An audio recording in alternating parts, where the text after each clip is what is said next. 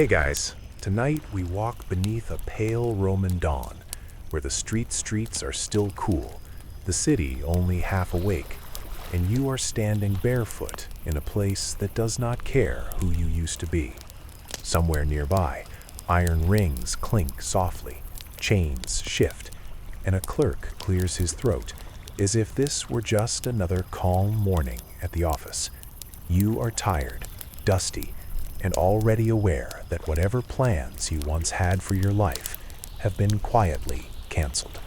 You can smell damp wool, old sweat, and the faint metallic tang that never quite leaves places where violence is routine. This is your first hint that you probably won't survive this. So before you get comfortable, take a moment to like the video and subscribe, but only if you genuinely enjoy what I do here.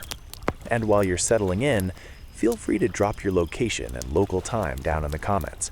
There's something oddly soothing about knowing people all over the world are listening together.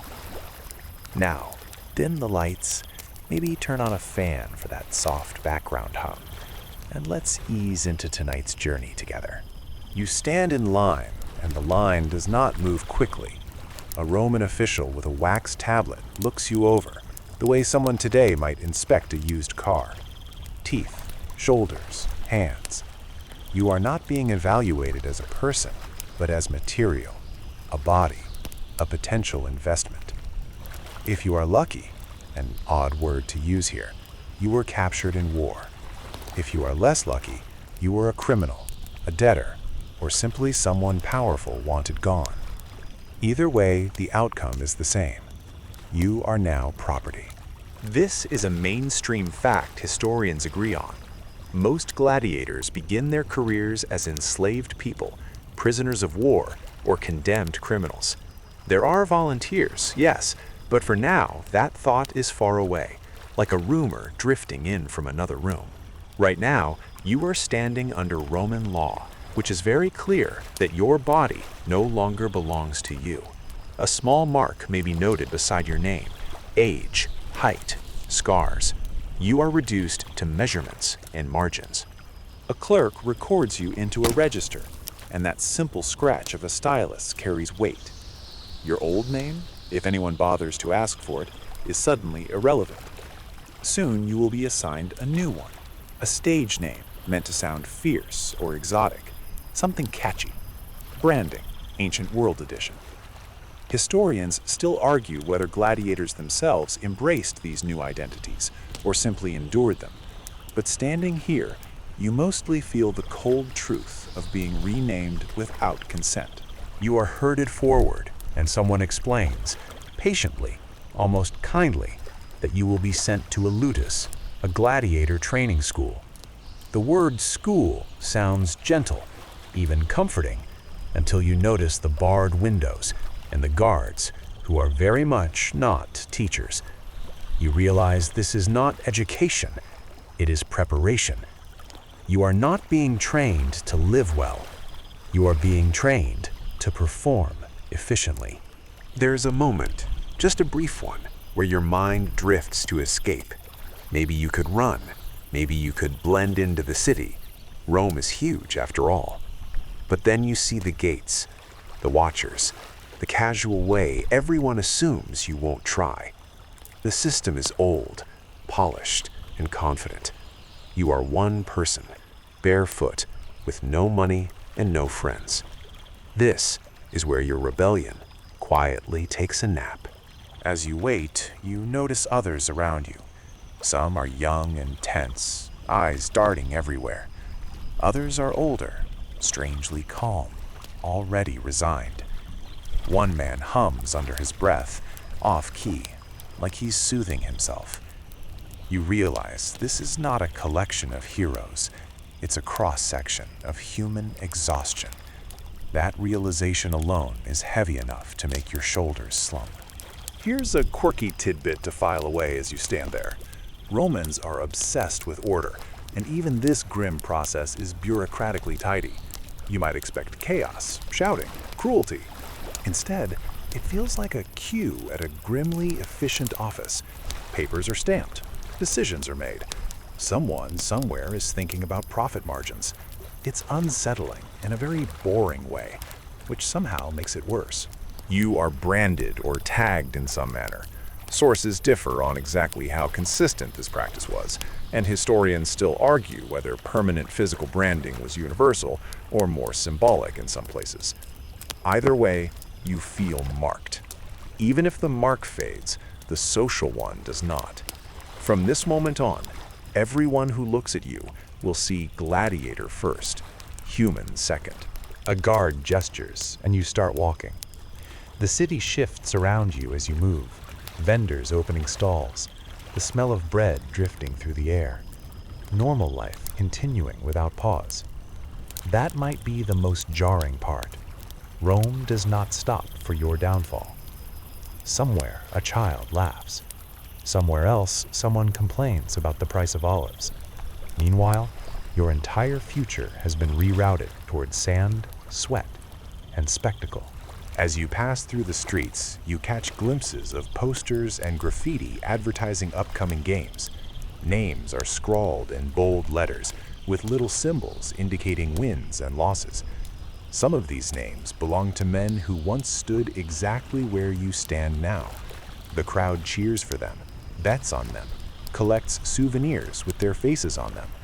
It's celebrity culture, Roman style, and you are being drafted into it, whether you like it or not. Joke number 1 for the night. Congratulations, you've just joined an industry where the retirement plan is mostly theoretical. You arrive at the gates of the ludus. Thick walls, a heavy door, and a sense of finality that settles into your bones. Inside, you will be fed, housed, and trained.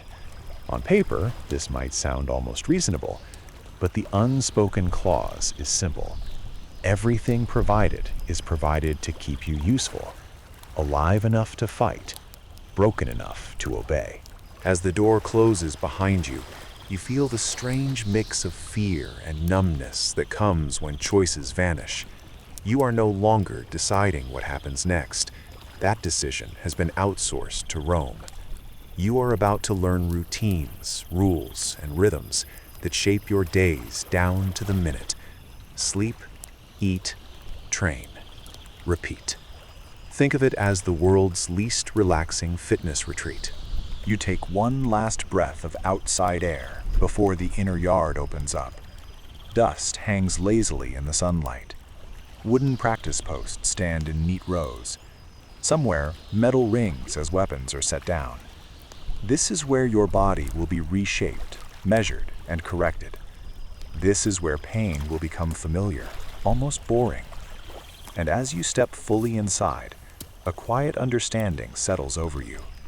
Survival here will not be about bravery or honor. It will be about endurance, obedience, and luck. You square your shoulders because there's nothing else to do, and let the gates shut behind you. Morning arrives before you are ready for it, not with sunlight, but with sound. A sharp knock, a barked order, the scrape of sandals on stone. Your eyes open to a ceiling you do not recognize, and for a half second, your mind tries to pretend this is just a bad inn. Then the ache in your shoulders reminds you where you are.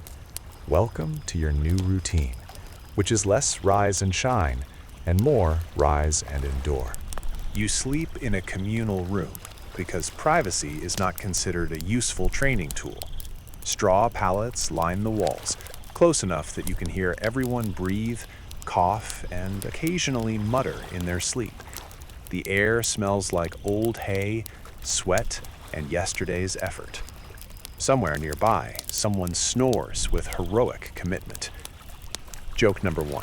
You've joined a fitness program that includes forced sleepovers with strangers and 0 5-star reviews. A guard leads you out into the yard as the sky lightens. The space is enclosed, practical, and designed to keep you focused on exactly one thing: training.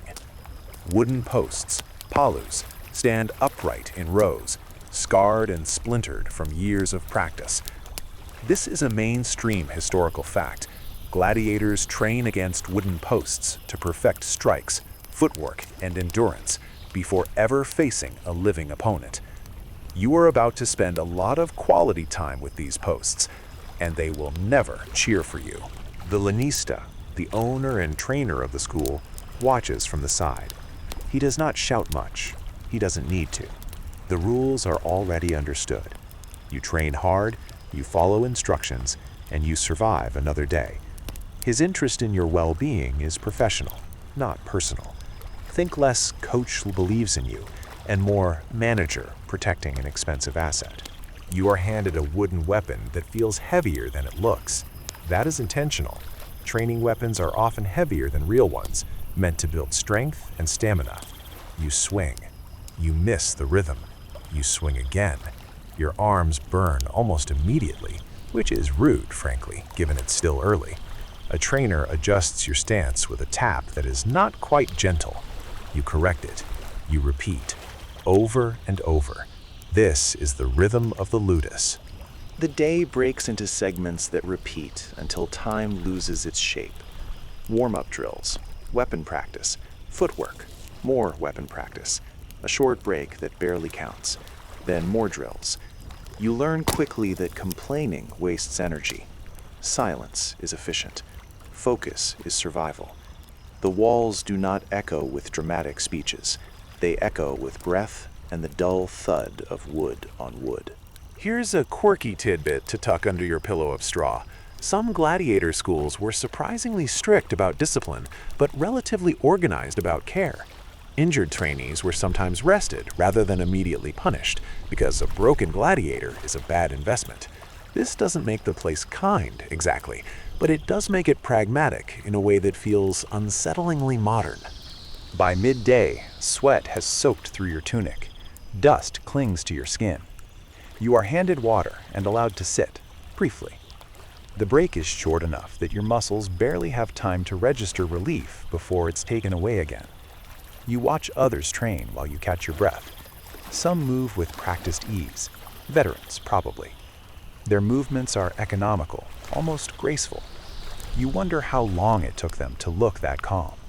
You also wonder how many mornings like this it costs. Historians still argue whether gladiator training was closer to brutal punishment or elite athletic preparation, depending on the school and period. Standing here, you decide the answer is probably both. Your body is being conditioned carefully, but your will is being worn down just as deliberately. It's a comprehensive program. Afternoon training focuses on conditioning, running laps around the yard, carrying weights, repeating movements until they feel carved into your bones. You lose track of time, which might be the point. When you stop measuring hours, you stop asking how many you're left. Joke number 2. Time flies when you're not having fun, and also not allowed to ask what time it is. Discipline is constant, but not always loud. A misstep earns a correction. A repeated mistake earns something more memorable.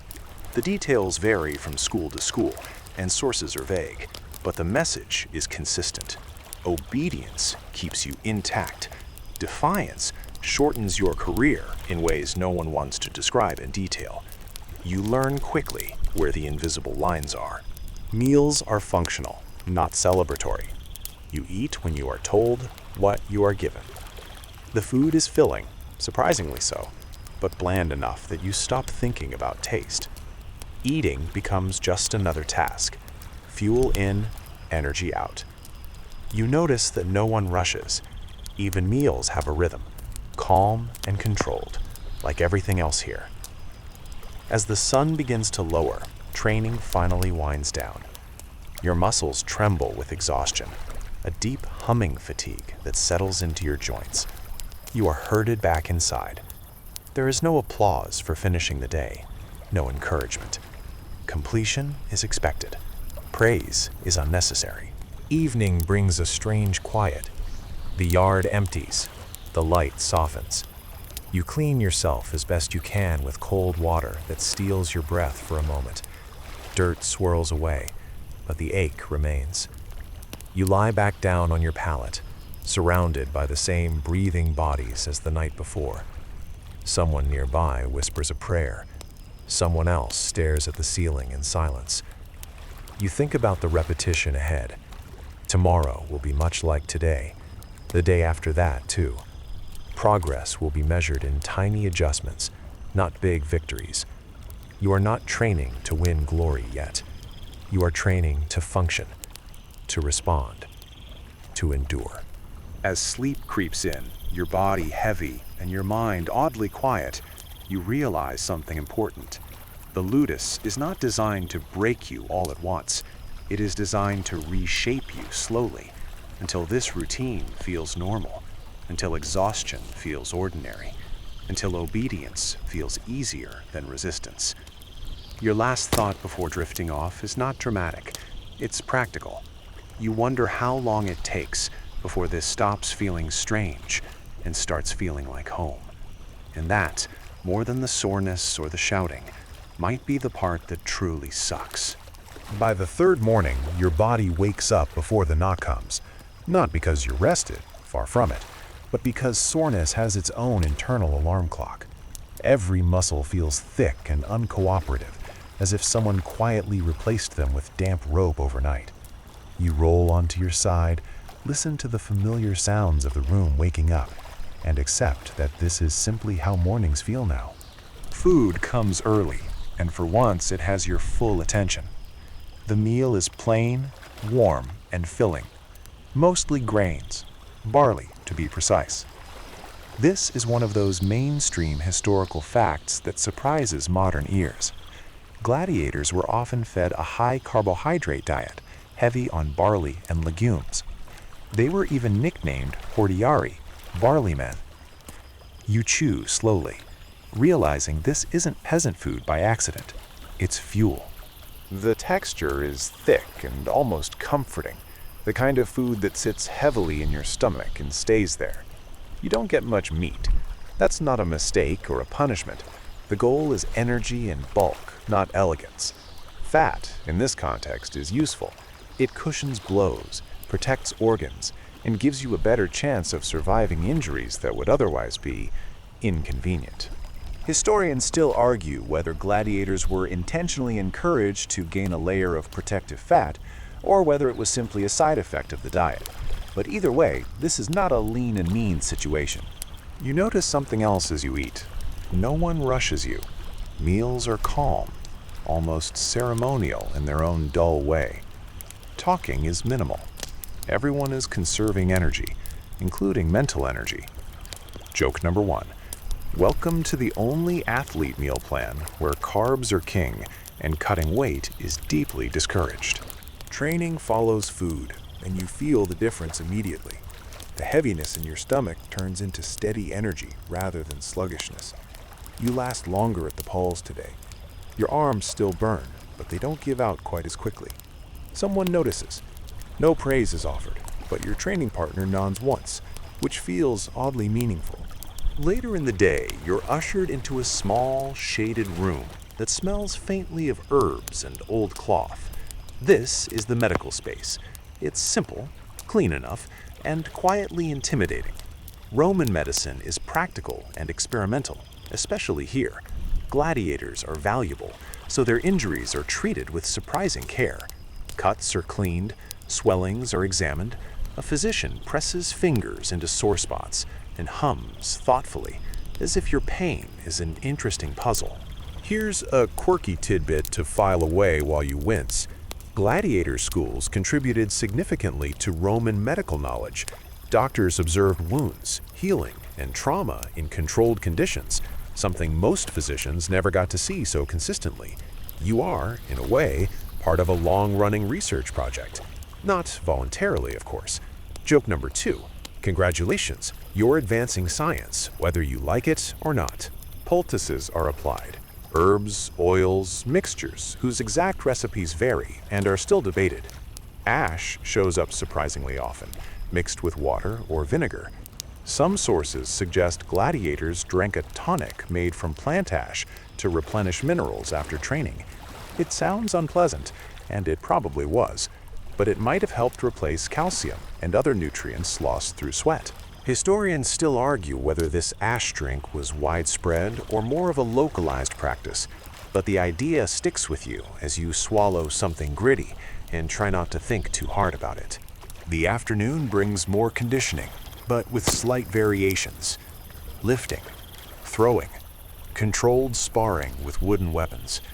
The trainers watch closely, correcting posture, stopping fights before they escalate. Despite the exhaustion, you sense a method to it all. Injuries are bad for business. Survival, at least during training, is the priority. Your body becomes a ledger of small pains. A shoulder that clicks, a thigh that protests, hands roughening, blistering, then toughening. You learn which aches can be ignored and which need attention. This is an education of sensation. You are learning your limits because crossing them carelessly has consequences. Evening food mirrors the morning. More grains, beans, bread, filling, steady, dull. You eat until satisfied, not indulgent. Hunger fades as a sharp feeling and becomes a low background hum that rarely spikes. Your body is being kept right at the edge of readiness. As night settles, you notice something subtle. The room feels warmer. Bodies generate heat. Breath fogs slightly in the cooler air. There's a strange comfort in the shared exhaustion. No one is your friend exactly, but everyone understands the same unspoken language of fatigue. You're all being shaped by the same pressures. You overhear whispers about injuries that ended careers early, knees that never healed, hands that lost grip strength. Others talk quietly about men who lasted long enough to retire. It sounds mythical, like hearing about someone who won the lottery. Possible, but distant. You lie back, stomach full, muscles humming, and feel sleep pull you under faster than before. Your body is adapting. That realization is both reassuring and unsettling. Adaptation means survival, yes, but it also means acceptance. As you drift off, the dulled rhythm of the days ahead plays in your mind. Eat, train, heal, repeat. Your world has narrowed to inputs and outputs, pain and recovery. It's efficient, it's boring, and that somehow makes it more bearable. For now. At some point, the routine shifts again, quietly, without ceremony. You are led into a shaded space where a small group has gathered, and the mood is different from training days. Less movement, more attention. This is paperwork day, Roman style, and it matters more than you'd think. You are here to swear an oath. A lanista stands nearby, arms folded, while a clerk prepares a tablet. The words are spoken clearly, slowly, as if everyone present wants there to be no misunderstanding at all. This is a mainstream historical fact. Gladiators swear a formal oath, agreeing to endure burning, beating, and even death by the sword if required. It's called the Sacramentum Gladiatorium, and it is about as cheerful as it sounds. The oath is not poetic. It is blunt. Pain is included explicitly. Death is not glossed over. You are agreeing, legally and socially, to surrender control over your own body. Once spoken, these words bind you in ways that go far beyond the walls of the ludus. Historians still argue whether this oath was recited exactly the same everywhere or varied slightly by time and region, but the essence remains the same. You are no longer pretending this is temporary. You are formally entering a profession where consent is contractual and consequences are final. The tablet is marked. Your status shifts. You are now officially a gladiator, not just a trainee. This doesn't change your daily life much. Training still hurts, food is still bland, but something internal clicks into place. There is no illusion left. This is not a detour. It is a road. With the oath comes paperwork, and with paperwork comes ownership. You belong to the lanista. Your labor, your performances, your winnings, all technically his. You may earn money, but control over it is complicated. Fees, expenses, and deductions are taken out long before anything reaches you. Joke number 1. You've signed up for a job where your boss owns your body and still charges you for equipment. You are issued gear, or at least the training version of it. Everything is accounted for. Everything has value. Lose something, damage something, and it's noted. The system is meticulous. Freedom is expensive, and debt is easy to accumulate. The loss of freedom settles in gradually. You cannot leave the grounds. You cannot refuse training. You cannot decide to stop. Even rest is scheduled. Choice becomes a memory, something you vaguely recall people used to have. What replaces it is structure, predictable, rigid, and oddly comforting. There is a strange paradox here. Within the strictness, you are oddly protected. Roman law is harsh, but it is also specific. Random cruelty is less common than controlled discipline. Your life has value now. Not moral value, perhaps, but economic value. That means your survival matters, at least until it doesn't. You overhear others talking about volunteers, octorati, free men who chose this life, often for money or fame. It's hard to imagine making this choice willingly. Historians still argue why volunteers signed up in such numbers, citing debt, ambition, or social pressure. Standing where you stand, it feels like volunteering to be hit by a cart because the view might be nice. Privileges exist, technically. You may earn rewards for good performance, better food, small luxuries, occasional favors. These are dangled just out of reach, motivating without ever quite satisfying. It's an elegant system, motivation without freedom. As days pass, you notice how the oath changes behavior. People stand straighter, movements become more deliberate. The joking quiets down. Everyone understands the stakes now, even if no one says them out loud. This is no longer training for a possibility. It is training for an inevitability. Night feels heavier after the oath. Sleep comes, but it is dense, filled with half-formed thoughts about contracts and consequences. You lie there listening to breathing, realizing that every person in this room has made the same promise: to endure, to obey, to accept pain as part of the agreement. Joke number 2 drifts through your mind as you try to relax. You've agreed to terms and conditions that absolutely no one would scroll past if they could read Latin legalese fast enough. Still, life goes on. Training resumes, meals are eaten, bodies adapt. The oath doesn't change the physical work, but it reframes it. Every strike, every correction, every ache now has legal weight behind it. This is not just preparation, it is fulfillment of a contract. You begin to understand that the worst part is not the violence or the pain, it's the clarity. There is no ambiguity left. The rules are clear. The expectations are set. You know exactly what is expected of you and exactly what you can expect in return. As you drift off at the end of another long day, one thought lingers. Freedom, you realize, is not always taken violently. Sometimes it is signed away quietly, witnessed, and filed. And once it's gone, you don't feel its absence as sharply as you thought you would. That, somehow, might be the most unsettling part. Training stops being general one morning without anyone announcing it. You notice it first in the way weapons are handed out. Not everyone gets the same thing anymore. Some are given large shields, others small ones. Some get curved blades, others straight. You receive your assignment not with a speech, but with an object placed in your hands and a nod that says, "This is you now." This is where specialization begins.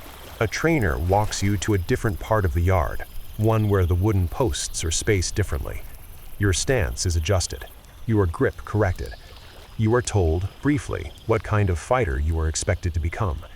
This is a mainstream historical fact. Gladiators were divided into specific types: Murmillo, Retiarius, Secutor, Thraex, and others, each with standardized equipment, armor, and fighting styles. These were not random choices. They were carefully curated matchups designed to be visually interesting and tactically balanced.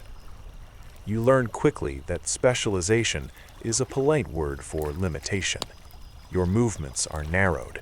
Certain techniques are encouraged. Others are quietly discouraged. You are not meant to be adaptable. You are meant to be recognizable, predictable enough for matchmakers, distinct enough for crowds. The weapon feels strange at first, heavier in some places, lighter in others.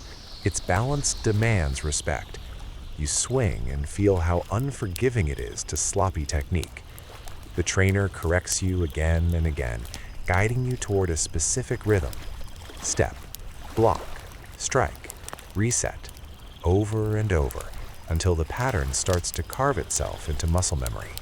You spar, but only with those training for complementary roles. This is deliberate. A Retiarius with a net and trident needs a different opponent than a heavily armored Secutor. Historians still argue how rigid these pairings were in practice versus how much flexibility existed. But here, in this yard, the structure feels absolute. You are being shaped to fit a slot. Here's a quirky tidbit to keep you company as you repeat the same movements for the 100th time. Some gladiators trained with wooden weapons that weighed significantly more than their real ones. When the actual metal version was finally used, it felt almost light by comparison. It's the ancient equivalent of swinging a weighted bat before stepping up to the plate. Joke number 1, turns out even 2,000 years ago, trainers loved making things harder for your own good. Armor becomes part of your body. Straps dig in, metal shifts as you move. You learn how to breathe around it, how to turn without tangling yourself, how to fall without making things worse. Every piece has a purpose, but none of them are comfortable. Comfort, you've learned, is not on the curriculum. The repetition is relentless. The same strikes, the same defenses, drilled until your mind drifts and your body keeps going anyway. This is intentional. In the arena, hesitation is dangerous. You are being trained to react before you think. The downside is that you start to feel a little less like a person making choices and a little more like a well-maintained tool. Other trainees watch you as you train, comparing themselves quietly. You do the same.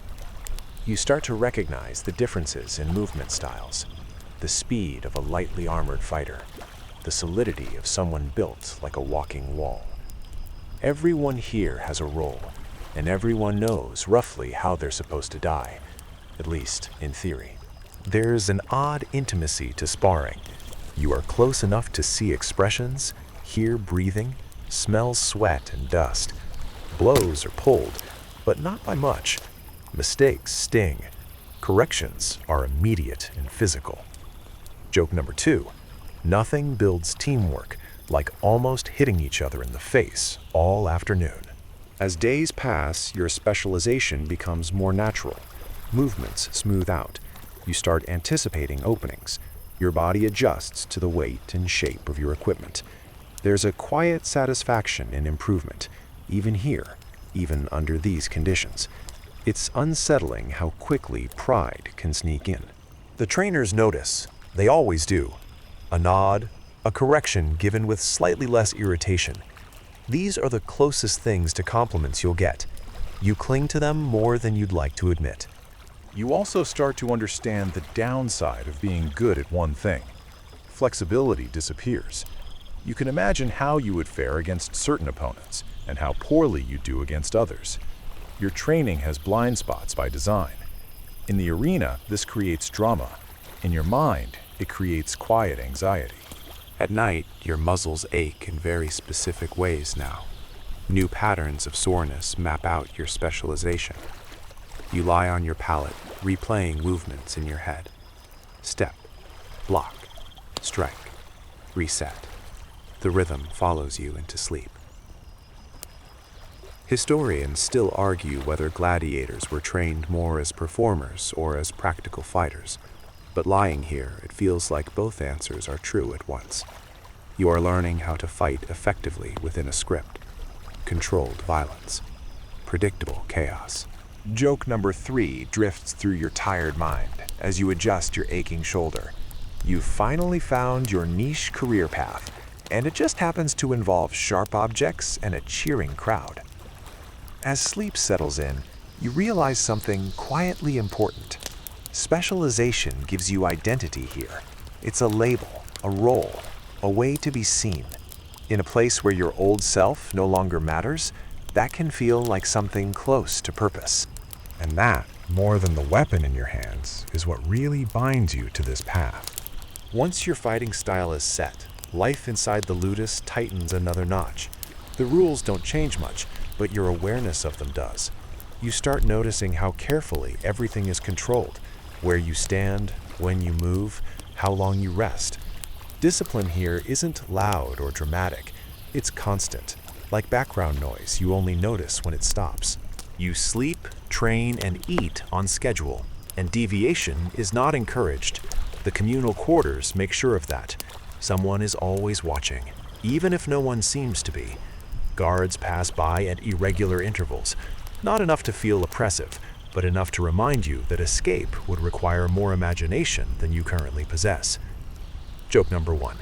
It's like living in a group chat you can never mute. The living conditions themselves are adequate. That's the word that keeps coming to mind. You're sheltered from the elements, fed regularly, and given just enough comfort to recover between sessions. Straw pallets are replaced when they break down too much. Water is available. The basics are covered. This is a mainstream historical fact. Gladiators were generally kept in stable conditions because illness and neglect reduced their value. You are not pampered, but you are maintained. Maintenance, however, comes with rules. Clean your gear when told. Line up when told. Speak when spoken to. Silence is often safer than curiosity. Punishments exist, and they're designed to be memorable without being wasteful. Extra drills, reduced rest, isolation.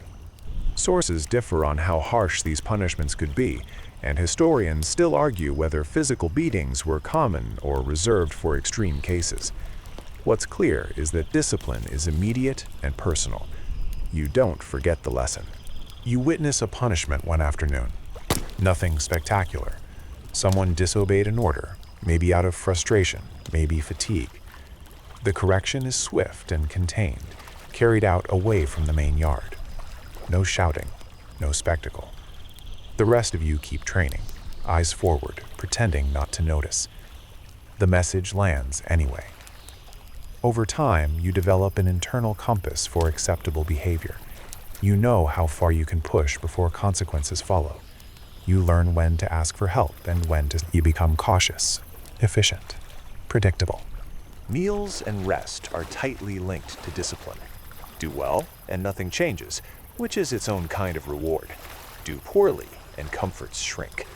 A shorter rest period can feel devastating when your body already runs on the edge of exhaustion. You learn to protect those small mercies fiercely.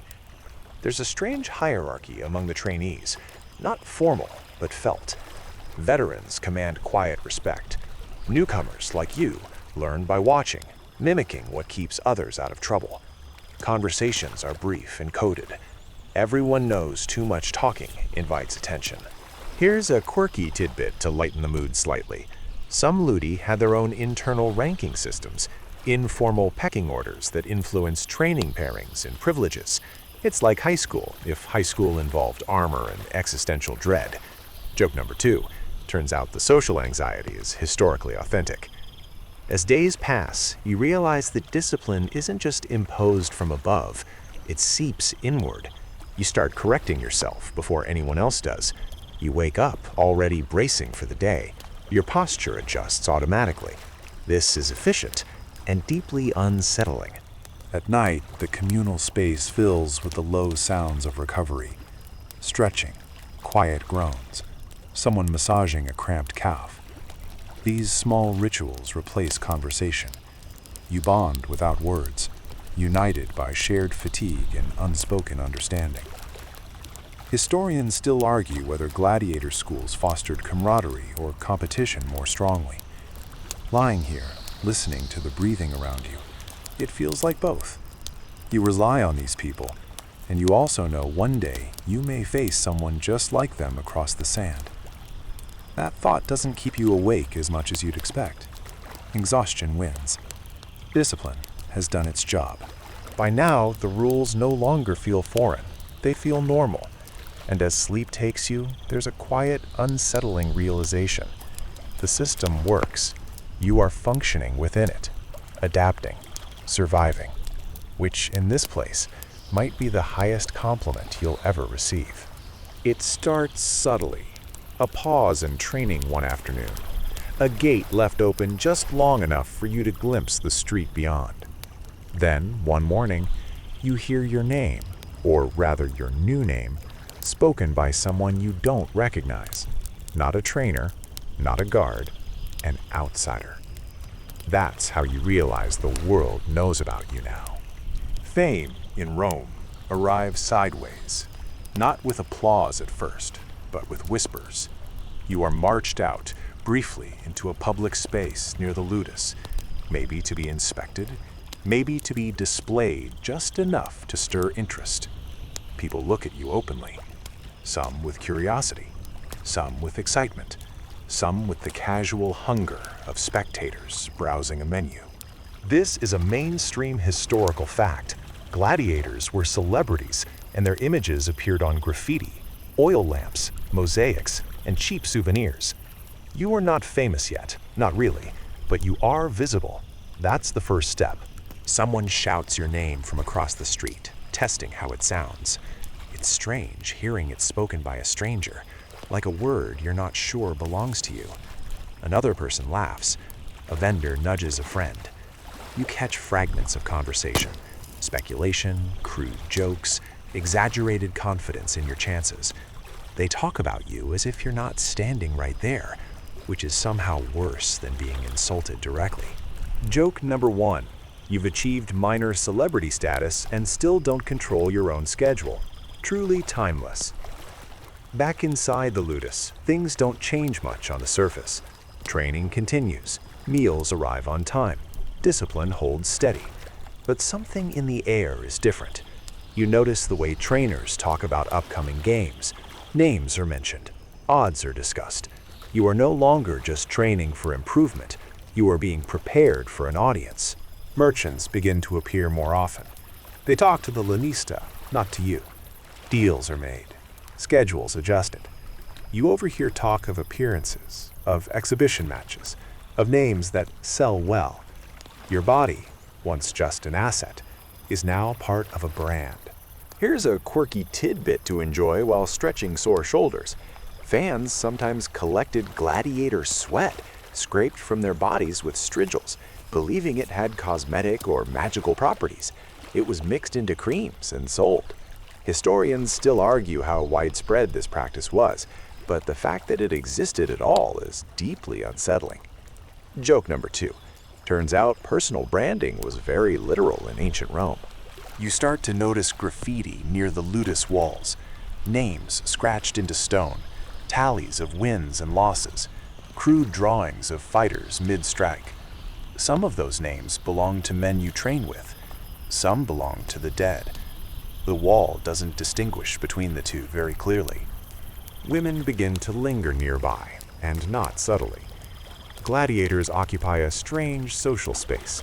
You are admired, desired, and still legally powerless. That contradiction hums quietly beneath every interaction.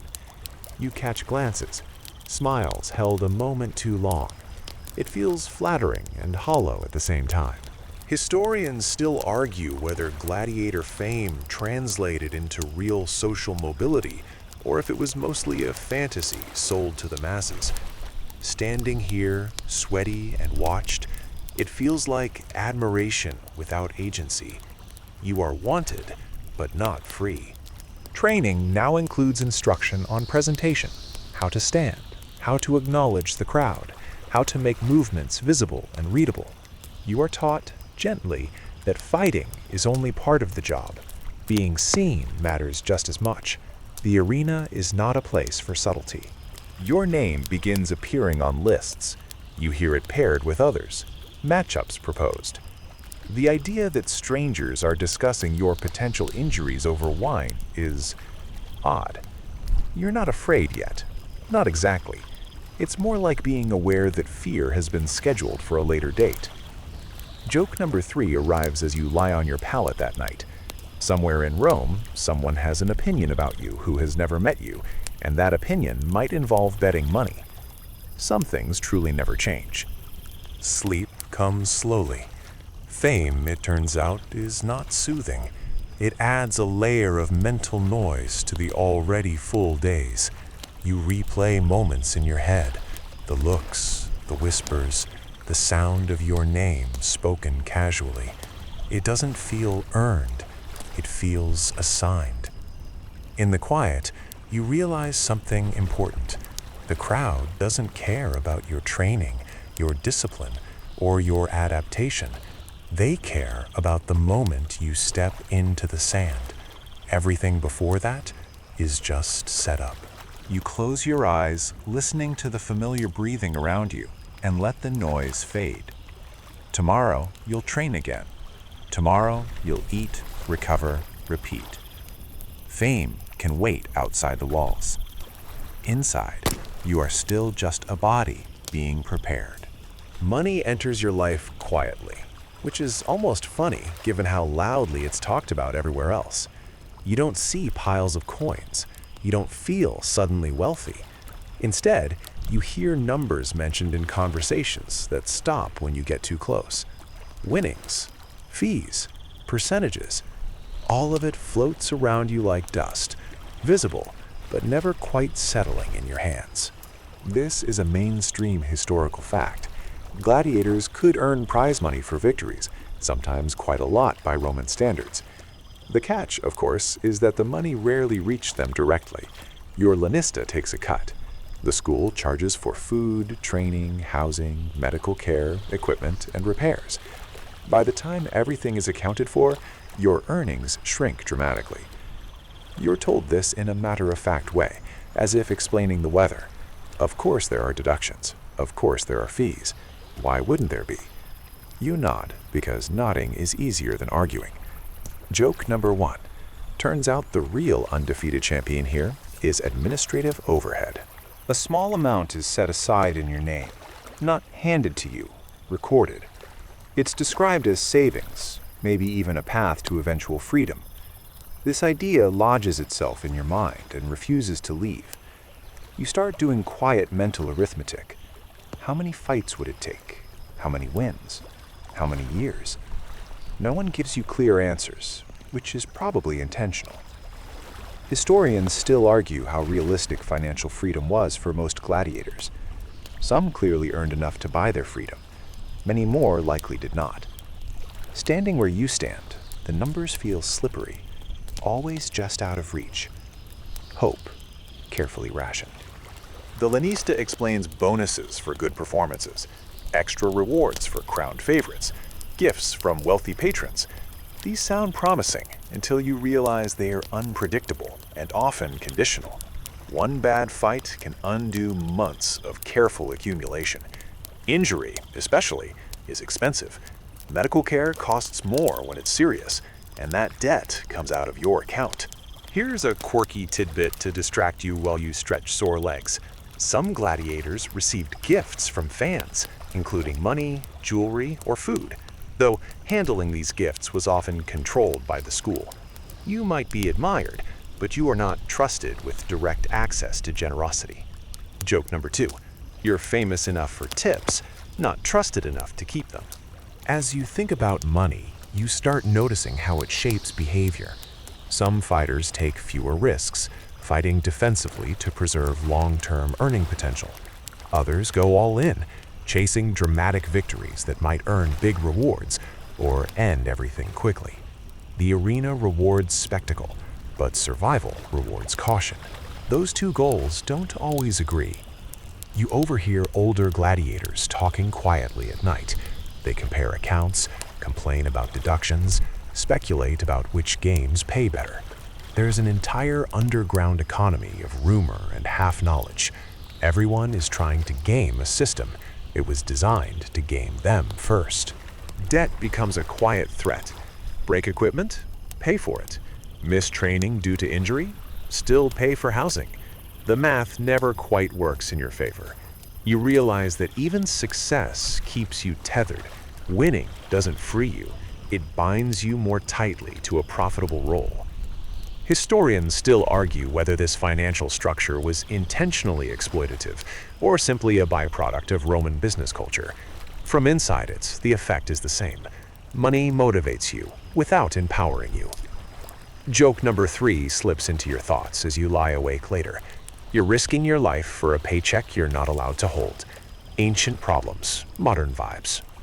Despite all this, the idea of earning your way out doesn't disappear. It becomes a quiet companion, sitting beside you during training, during meals, during long nights. It's something to aim for when the days blur together. Even if it's unrealistic, it gives shape to time.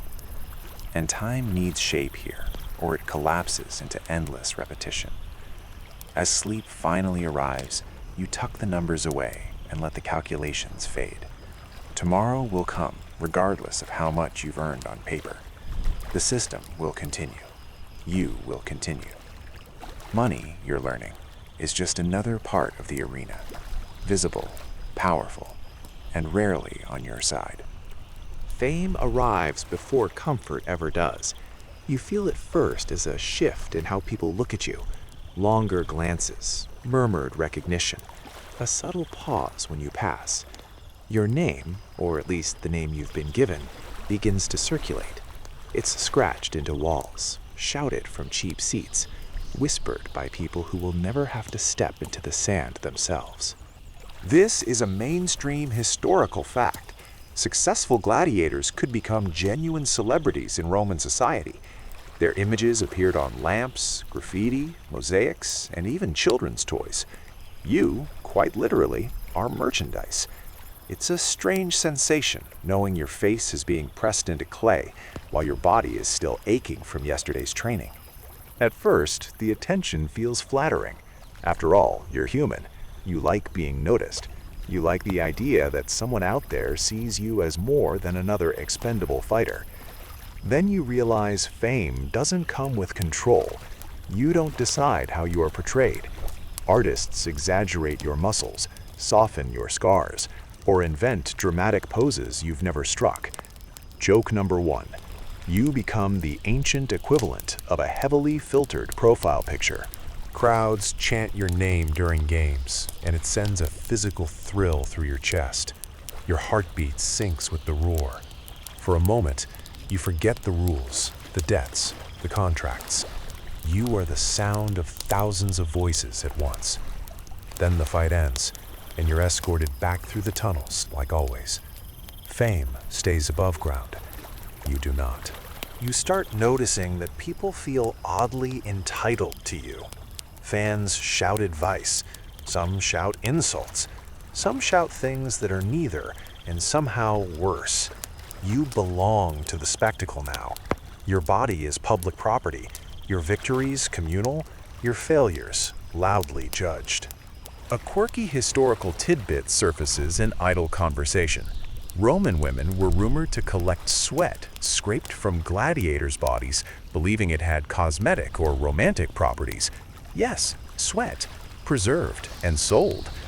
Joke number 2. Your skincare routine has officially left your control. This fame doesn't protect you. In fact, it may increase the pressure to perform dramatically. Crowd favorites are expected to deliver excitement, not just survival. A cautious fight might be booed. A defensive stance might be interpreted as cowardice.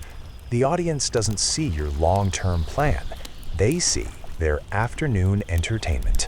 Historians still argue whether popular gladiators were more likely to be spared by the crowd and sponsors, or whether their fame simply encouraged riskier performances that shortened their careers. Standing where you stand, it feels like both could be true at the same time. Outside the arena, your reputation takes on a life of its own. People speculate about your personality, your background, your supposed romances. None of it is confirmed. None of it needs to be. Stories circulate faster than facts. You learn to stop listening, because listening changes how you fight, and that's dangerous. You're occasionally paraded at banquets or public events, standing quietly while elites comment on your physique as if discussing architecture. Compliments arrive alongside condescension. You are admired, but not quite respected. Celebrated, but not included. Joke number 3. You're the guest of honor who isn't allowed to sit down. This disconnect wears on you. Fame without agency is exhausting.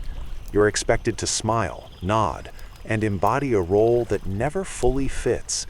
The arena version of you is loud and fearless. The real you just wants a decent night's sleep and fewer bruises. As night sevels and the noise fades, your fame feels very far away. In the dim quiet of the gladiator quarters, no one is cheering, no one is chanting. You are just another tired body on a narrow bed, listening to distant city sounds. Tomorrow, your name will be shouted again. Your image will be sold again, and you'll step back into the sand, carrying the strange weight of being known by thousands who will never know you at all. Amid the sweat, the weight of armor, and the repetitive clatter of weapons, another layer of complexity creeps into your days. The strange social paradox of attention from women, admiration, and desire. You notice it at first as subtle glances lingering near the arena gates, small gestures that speak louder than words. Someone comments on your height, someone else on your posture, and you realize that you are being observed outside the context of combat. This is a mainstream historical fact.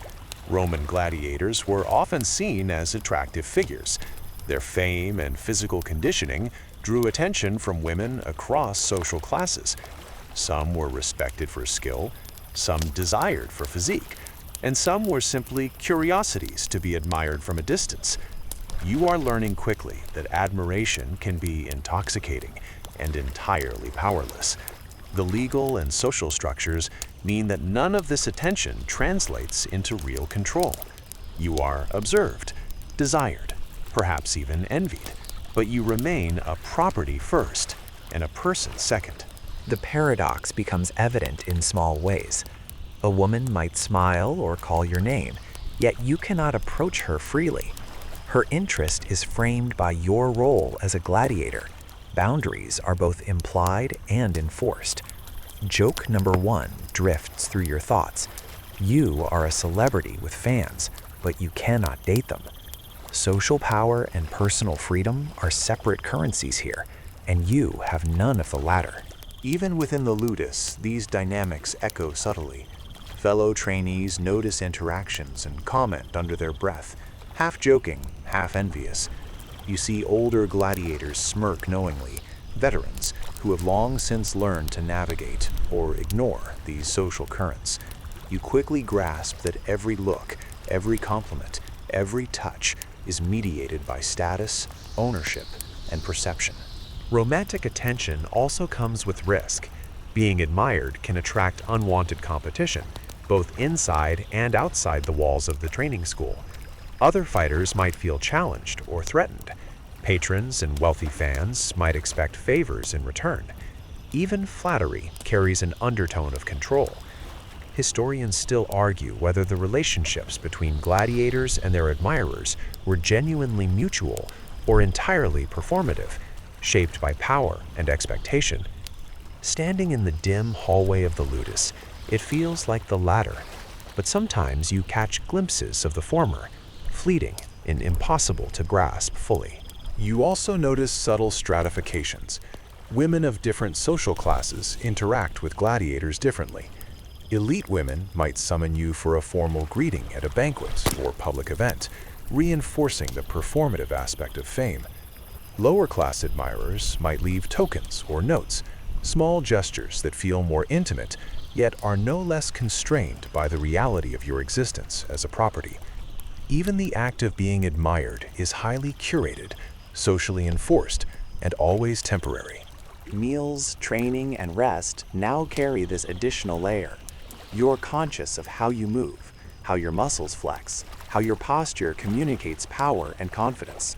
These are not solely for survival in combat, but also for display, both intended and unintended. Joke number 2.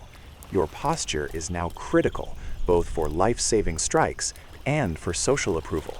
Never thought you'd get graded on poise and upper arm definition at the same time, did you? Over time, this paradox shapes you. You grow aware that appearance, charm, and timing matter almost as much as skill. A misstep in social cues could offend a patron. A missed acknowledgement could damage your reputation. You navigate these invisible rules with as much care as you navigate footwork during sparring. You realize that survival now has more dimensions than just staying physically intact. Social survival has its own hazards. Even the simplest interactions carry subtext. A smile can be a tool, a weapon, or a warning. A compliment can bind you to obligations you didn't anticipate. You learn to read nuances, to decode intent from gestures, tone, and body language. This mental conditioning is subtle but relentless. It parallels physical training, repetition, observation, and adaptation. Nightfall brings quiet reflection. Alone in the straw, listening to the steady rhythm of shared breathing, you understand the full weight of this paradox. Attention is seductive, admiration intoxicating, yet ultimately irrelevant to your autonomy. The boundaries of desire, control, and power are enforced invisibly but unmistakably. You are not free to act on attraction. You are not free to refuse it either. Your social identity, like your combat role, is assigned and circumscribed. Historians still debate whether these social dynamics offered real benefits to gladiators or were purely symbolic, a way to reinforce spectacle and ownership. From where you lie, staring at the ceiling, it feels like a little of both. It offers fleeting comfort, a glimpse of connection, but it never undermines the fundamental reality. You are property. Admired, yes, but not free. Joke number 3 occurs to you as you stretch your aching back in the dim light. It's a life of paradoxes. You are wanted, watched, and even adored, yet utterly powerless to act.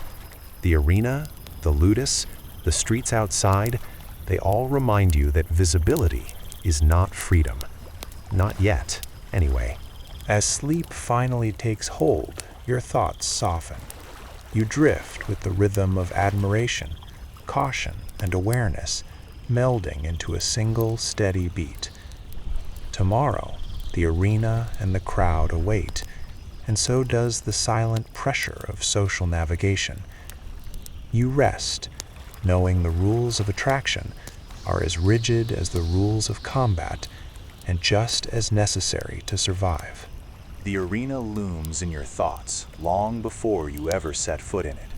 Not because you are afraid, though a hint of that lingers, but because it has become the axis around which your entire existence turns. Every drill, every meal, every small interaction in the ludus is now colored by the anticipation of performance. You know what is coming. You know the stakes. And yet, you also know that no amount of preparation can ever fully replicate the reality of sand, sun, and spectators. The lanista reminds you that focus is everything. You hear it again and again, a soft but insistent mantra. Attention to detail, control of your body, control of your mind, timing, rhythm, posture.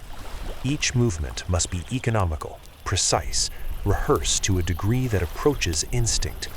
This is a mainstream historical fact. Gladiators were trained to respond automatically, to conserve energy while delivering the most effective strikes. Muscle memory is your first ally, and discipline your constant companion. You begin each day with drills specifically designed to simulate aspects of the arena, footwork sequences that mimic dodging a heavier opponent, weapon swings calculated for efficiency, not flair, defensive stances reinforced with weighted training swords. Every strike and block is observed, corrected, and repeated until it no longer feels deliberate, but inevitable. Joke number 1. It's as if you're being programmed to move like a machine, only with more bruises and less coffee. Sparring sessions grow more intense as the day progresses.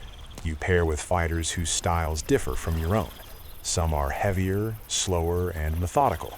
Others are quick, erratic, unpredictable. Each session is a lesson in adaptability, though within strict limits. You are expected to master the nuances of your specialization, while learning enough to survive encounters with different fighting types.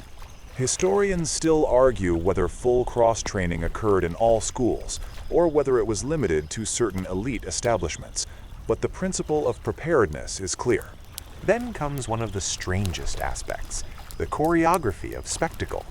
Trainers remind you that the crowd is watching. Not every hit needs to land with lethal intent. The audience responds to drama, tension, and clear displays of skill. You practice feints, exaggerated movements, and controlled aggression. Even in combat, performance and survival are intertwined. Joke number 2. You are learning to be both a soldier and an actor, simultaneously terrifying and entertaining. By midday, the physical toll is undeniable. Muscles quiver under strain. Sweat coats skin, mixes with the dust from the yard, and drips into eyes. You learn which aches signal minor fatigue and which signal risk of injury. Attention to the body becomes a matter of survival. Even a small misstep could mean a sprained ankle, a dislocated shoulder, or worse. Your own sensations become a silent teacher. Medical attention is never far away. Minor wounds are treated swiftly, poultices applied. Training injuries are carefully documented. This pragmatic care is historically accurate. Lanista had a financial incentive to maintain the health of their fighters. A well-cared-for gladiator is a long-term investment. You notice how quickly the rhythm of attention and correction develops into something habitual.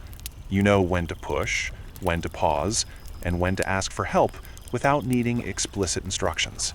Afternoon drills include endurance exercises, running, weight training, and repeated movement patterns to simulate prolonged combat.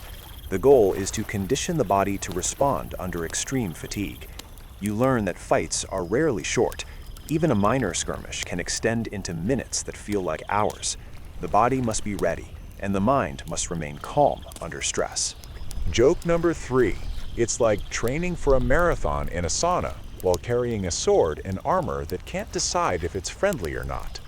Social dynamics in the ludus continue to influence every step. The veterans observe, correct, and occasionally mock. They are both guides and cautionary tales. Younger trainees compete quietly for attention, position, and subtle favors. Hierarchies form, not just on skill, but on perceived reliability, stamina, and temperament. Your survival now depends as much on awareness of social currents as it does on physical performance. Evening meals are functional, consumed quietly as bodies cool down and minor injuries are assessed. Conversations are muted, whispers carefully chosen, and laughter rare. Sleep arrives with the certainty of routine. Lying on your pallet, muscles humming with exhaustion, you reflect on the unbroken rhythm of the day. Everything has been designed to prepare you for the arena, physically, mentally, and socially. There is no separation between training and life. Life is training. Historians still debate how psychologically taxing gladiator life truly was, given the mix of discipline, social structure, and intermittent fame. From inside, it feels like a slow compression. Your world is narrowing, pressure building steadily, and yet there is a rhythm to it that makes survival possible. Awareness becomes your shield, and endurance your constant companion. As sleep finally pulls you under, your mind cycles through the drills, the routines, and the subtle calculations of tomorrow. The arena waits. Your body rests, but your thoughts remain attuned to the patterns you've learned, the roles you've assumed, and the identity that has been forged, piece by piece, day by day. The anticipation of the arena settles into a dull, constant hum in the background of your days. You don't think about it constantly, but it's always there, like a low, steady vibration you've learned to ignore, until the moment it bursts into focus.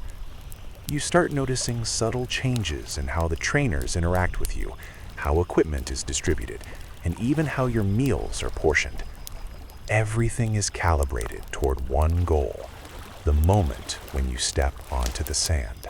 Your mornings begin with endurance drills that are longer, heavier, and more exacting. You run circuits carrying weighted shields, simulating the exertion you'll face in the arena. Your arms ache before you finish a lap. Your lungs feel like they are filled with sand rather than air. And yet, the pain is a familiar rhythm, a cadence you can follow almost blindly. Joke number 1.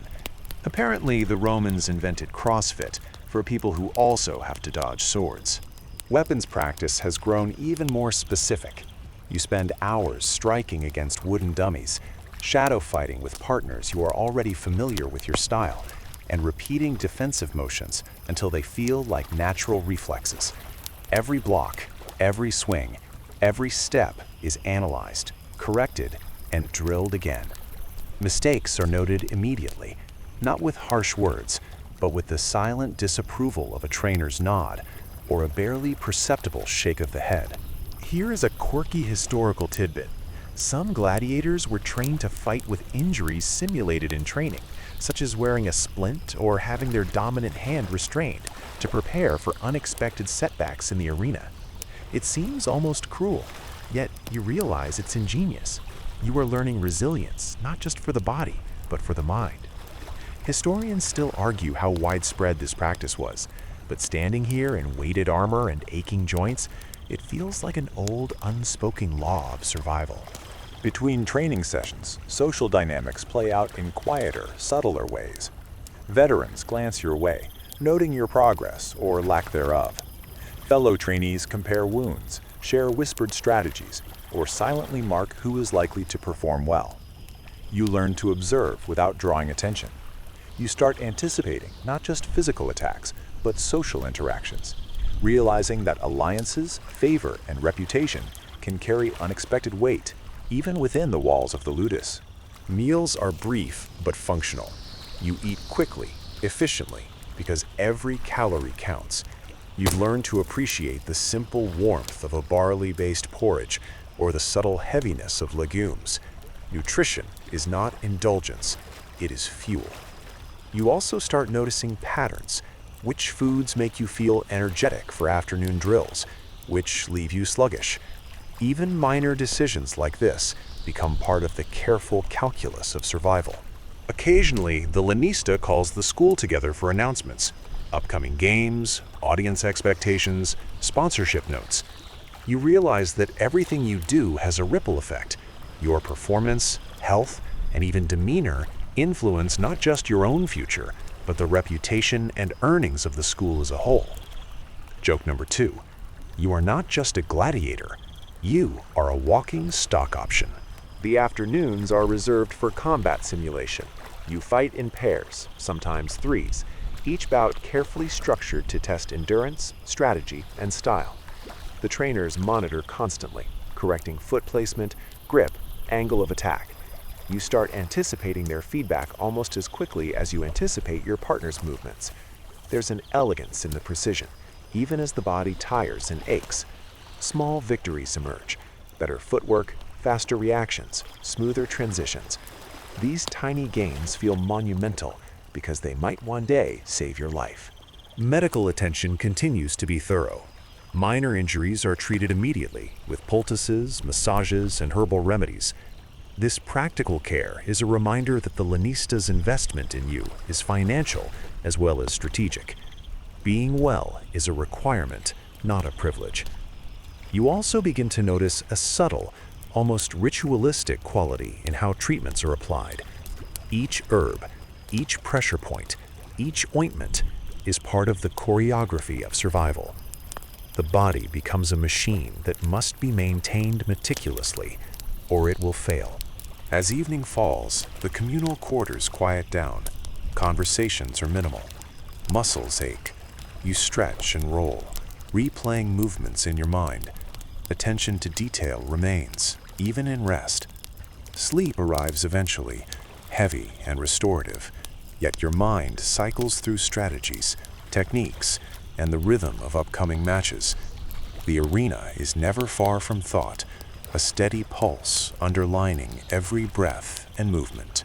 Historians still debate how psychologically taxing this period of preparation was, whether the repetitive drills, constant observation, and social hierarchies forged resilience or anxiety.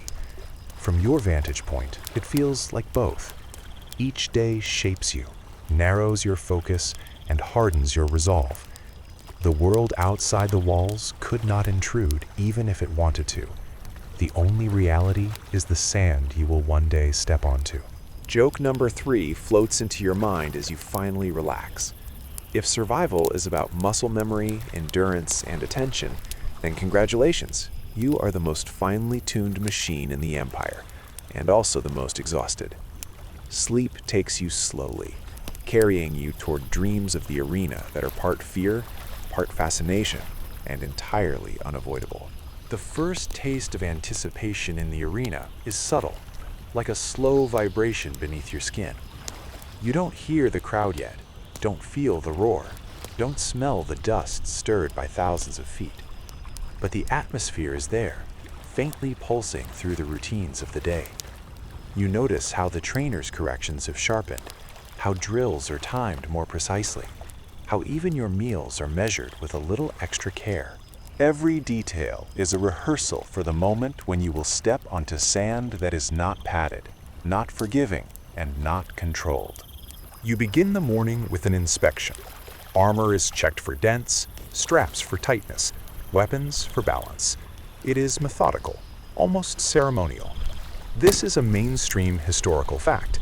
Before the games, Gladiators' equipment was rigorously examined to prevent accidents, ensure fairness, and maintain spectacle.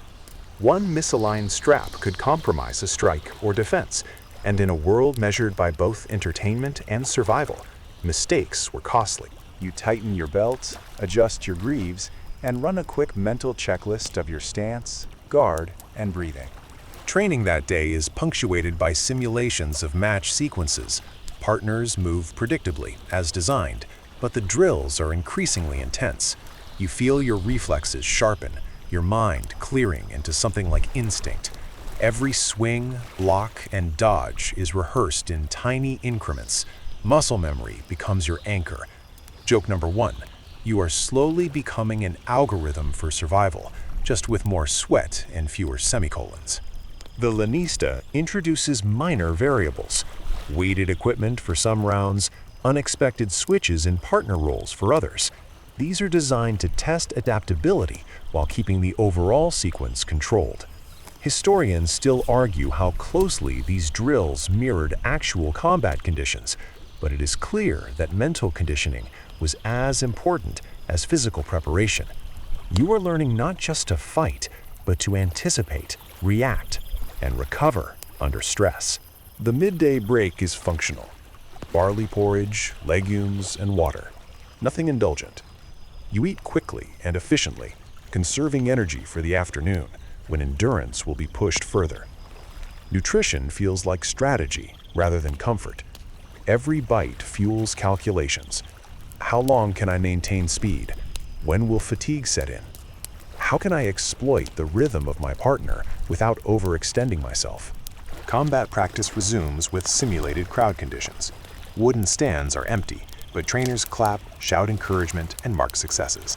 They exaggerate the rhythm, giving a taste of performance stress. Joke number 2 drifts through your thoughts. Applause without pay or real audience. An ancient rehearsal for Instagram likes you can't scroll past. As hours pass, your body tightens into familiar patterns. Legs ache in precise ways, shoulders hum with constant tension, and fingers blister lightly, but predictably. Each minor injury is noted and treated, often with herbal poultices or massage. Some practices are curious and specific. You may have ash rubbed into small abrasions to accelerate healing, or take a gritty mineral tonic to replace lost electrolytes. Historians still argue how effective these methods were, but they are part of your daily ritual, a combination of science, superstition, and practicality. In the late afternoon, the trainers run full mock bouts. You move with partners in sequences that mimic actual matchups. Timing is everything. Predictable strikes are allowed, unpredictable ones are suppressed, and every movement is observed for efficiency and clarity. A single misstep, a fraction too slow, a hesitation in guard. It is corrected immediately, not with anger, but with precise guidance. You begin to feel the subtle weight of expectation, the knowledge that every action is scrutinized, not just for survival, but for entertainment. Social dynamics are alive in this intensity. Veterans offer quiet feedback. Some critique technique. Others offer guidance, almost silently. There is competition, yes, but also mutual understanding. You start to notice the invisible hierarchy of trust. Who can be relied upon in drills?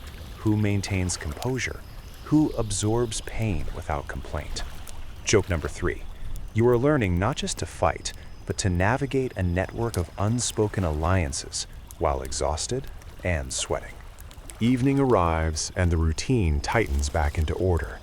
Food, inspection, minor care for injuries, and brief social observations. You stretch quietly, replaying every drill in your mind. Anticipation of the arena is now part of your internal rhythm. It shapes thoughts, timing, posture, and attention. The sand is not yet under your feet, but it occupies your focus, subtly shaping every movement. Sleep comes with the layered hum of preparation and expectation. You feel fatigue, yes, but also a strange clarity. Your body has memorized movement. Your mind has rehearsed strategy.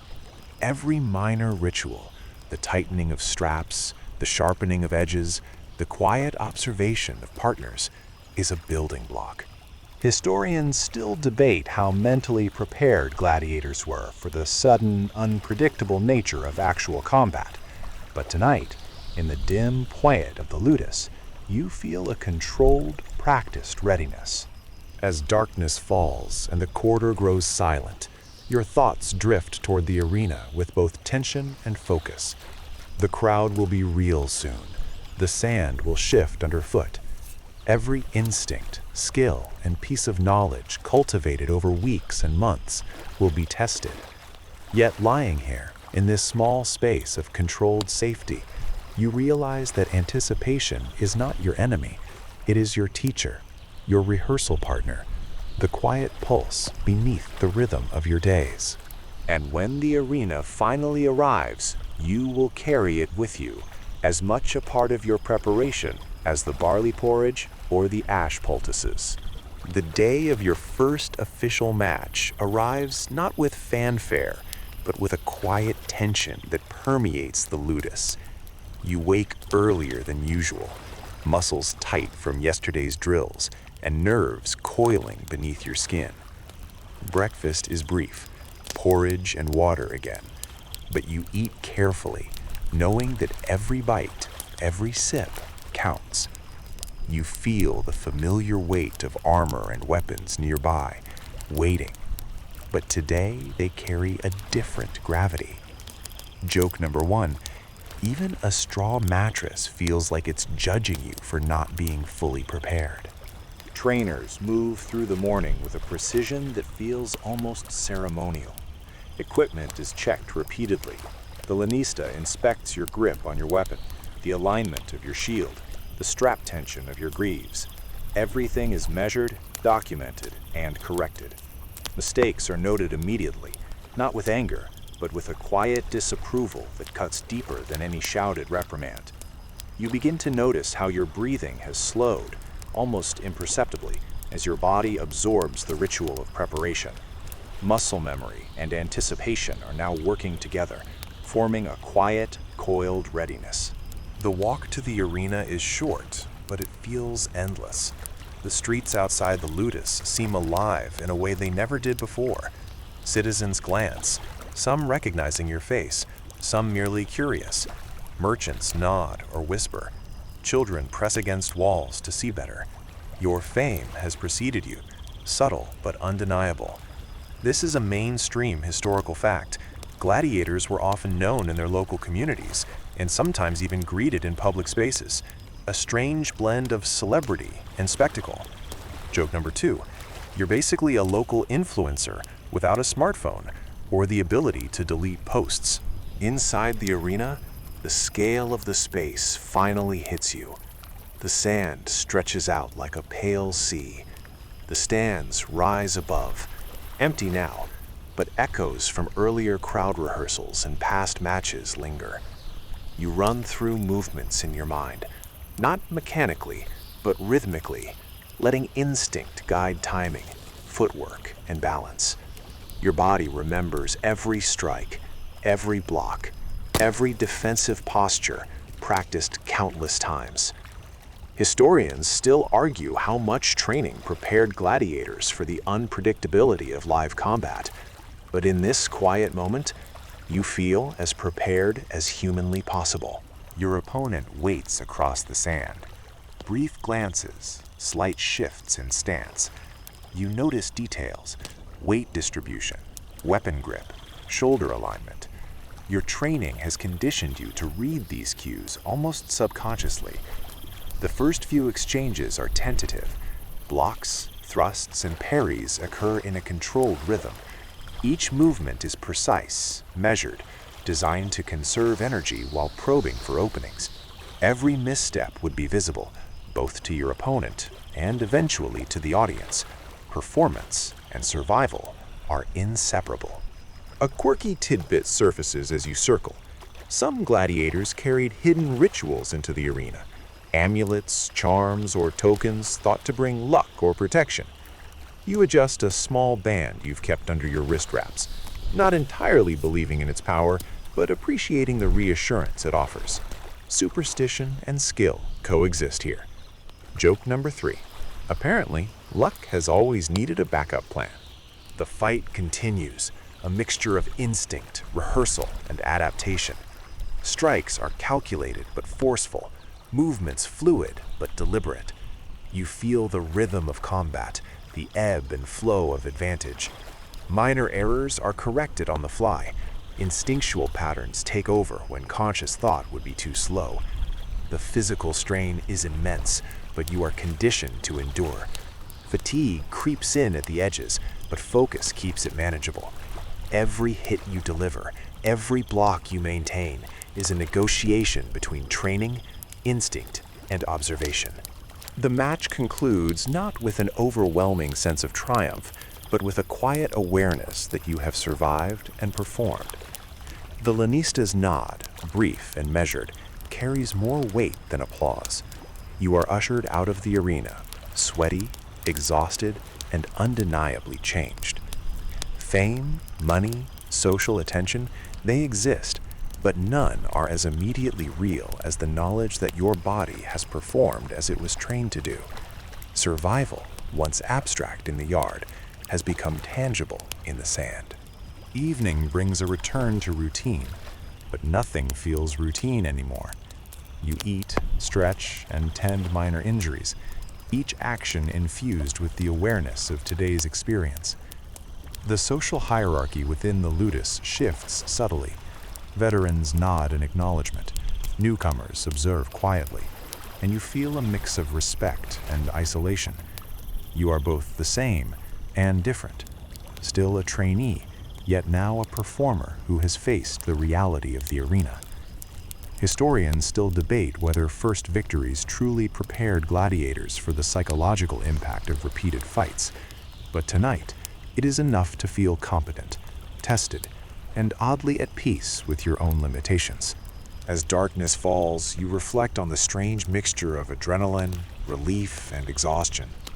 Every drill, every meal, every tiny correction in posture or grip culminated in this moment. The arena has a rhythm, a pulse, and for the first time, you have moved in sync with it. Sleep arrives slowly, carrying both physical fatigue and a quiet, lingering anticipation for the next match. Your body is ware, your mind is cautious, and your spirit, in some odd, quiet way, feels prepared to continue navigating the paradoxes of fame, fortune, and survival. By now, the pattern of your life has become second nature. You wake, eat, train, rest, and repeat. Each day a carefully measured rhythm designed to maintain your body, sharpen your mind, and prepare you for the arena. Yet the novelty of today's match lingers in your muscles, in the tight hum of your limbs, and in the subtle awareness that you have moved through danger and come out intact. You feel the quiet weight of experience settle over you, a mixture of fatigue, pride, and lingering tension that refuses to dissipate entirely. Your morning begins with ritual inspection and preparation. Armor is checked, weapons balanced, and your body stretched and warmed with precision. Every movement feels heavier now, not from effort, but from understanding. You know where strain will appear, how fatigue will set in, and what adjustments your body will demand. Muscle memory, honed over months, carries you through basic drills without conscious thought, allowing your mind to focus on finer details, stance, timing, and the subtle interactions with partners, who themselves are becoming living variables in a carefully choreographed system. Midday is spent in intensive sparring. You move with partners of varied experience, adjusting constantly to their strategies and idiosyncrasies. You feel the familiar rhythm of combat flow through you, a pulse that integrates anticipation, reflex, and tactical calculation. Each exchange is a negotiation between caution and aggression, survival and spectacle. Your body communicates silently, limbs reacting before your mind fully processes the next sequence. Joke number 1. Apparently, reflexes are just speed reading for your own body, and you've suddenly become fluent. Between drills, meals, and brief rests allow your body to recover. You notice how much minor details now matter. The timing of a sip of water, the angle of a stretch, the slight adjustment of a strap on your greave. These small calibrations, once trivial, have become essential to survival. Even casual glances from the lanista or the veterans carry meaning, signaling approval, critique, or subtle reminders that mistakes, however small, have consequences. Historians still debate the intensity of oversight in gladiator schools, but the effect is undeniable. Every movement is observed. Every habit is noted. The afternoon introduces scenarios that blur the line between training and performance. You practice feints, staged confrontations, and strategic retreats. Your movements are designed not just to be effective, but to be visible, legible, and compelling. The crowd, though absent, is imagined in every swing and block. Joke number 2. You're simultaneously fighting, performing, and managing the optics of the fight, all while trying not to trip over your own sandals. Quirks of historical spectacle are embedded here. Some schools emphasized style as much as substance, because a well-performed match drew better sponsorship and larger crowds. As evening approaches, the day's intensity begins to settle into routine. The communal quarters buzz with quiet activity, stretching, minor treatment of aches, whispered analyses of earlier drills, and the subtle hum of social negotiation. Alliances form, reputations solidify, and hierarchies adjust imperceptibly with each bout. You realize that survival is not just physical, it is social. Who you are, how you move, and even how you respond to observation shape your future as much as skill with a weapon. Joke number 3. Apparently, being a gladiator is 50% fighting, 30% social navigation, and 20% managing your internal monologue about everything else. Night arrives with its familiar cadence. You lie on your pallet, stretched and exhausted, muscles humming with residual tension. The quiet of the ludus allows your mind to drift, replaying sequences, reviewing techniques, and slowly, gently, letting fatigue wash over the body. Thoughts of fame, money, social attention, and survival intermingle, settling into a soft rhythm that mirrors your breath. Every detail, the strain of your limbs, the weight of equipment, the memory of crowds, melds into a coherent, if taxing, experience. You realize that the arena, the training, and even the mundane routines of life in the ludus have become inseparable from your sense of self. Now the wind down begins. Breathe slowly. Let the tension in your shoulders ease. Muscles once taut with anticipation soften as you sink into the straw beneath you. Let the quiet hum of the evening, the distant city sounds, and the gentle murmurs of your companions fade into the background. You have survived another day. You have moved, fought, learned, and adapted. Each breath is a reminder that even within constraints, you persist. Feel your heartbeat slow, your mind quiet, and the tight coil of awareness release gently. Remember that all the effort, discipline, and vigilance you have cultivated need not be carried into sleep. Tonight, there is only rest. Let the lingering images of armor, sand, and spectators drift away like leaves on a slow current. The world outside the ludus, with its demands and expectations, can wait. Here, now, there is only calm, only the soft rhythm of your own breathing, and the quiet assurance of survival. Sleep is not surrender. Sleep is preparation, restoration, and a gentle embrace for body and mind alike. Imagine the sand under your feet softened, the crowd's roar quieted to a distant murmur, the bright sun fading into twilight. Your body, trained and strong, lies still. Your mind, disciplined and aware, can wander safely through dreams, unburdened for the moment by reality. Let each exhale carry away tension, each inhale bring warmth and calm. Rest here. Rest fully.